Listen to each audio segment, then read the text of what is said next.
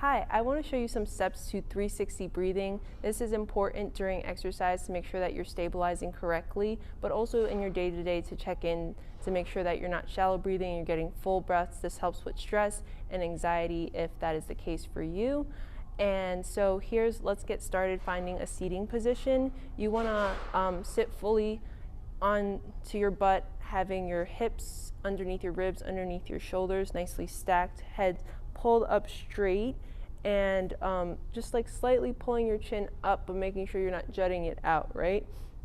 And then you're gonna rest the tongue to the roof of your mouth, touching the top of your front teeth, the back of your front teeth, having your feet underneath you comfortably. And from here, you place your hands on your thighs, but then we're gonna be moving our hands around just to feel the breath in different spots.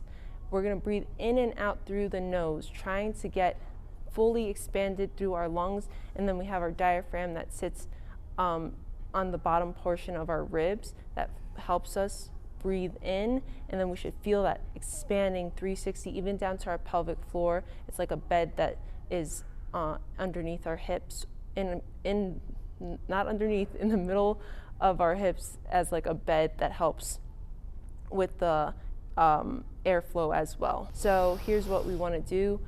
Breathing in, we're going to take a couple deep breaths together, inhaling through the nose, feeling that 360 expand. Exhale, tightening everything up.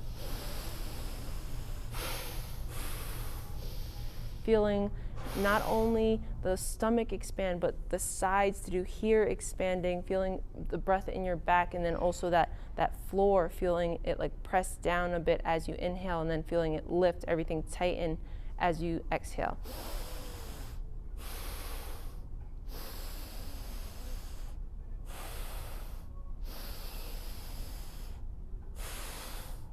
And if you can see my hands pressing out, exhale, everything tightens.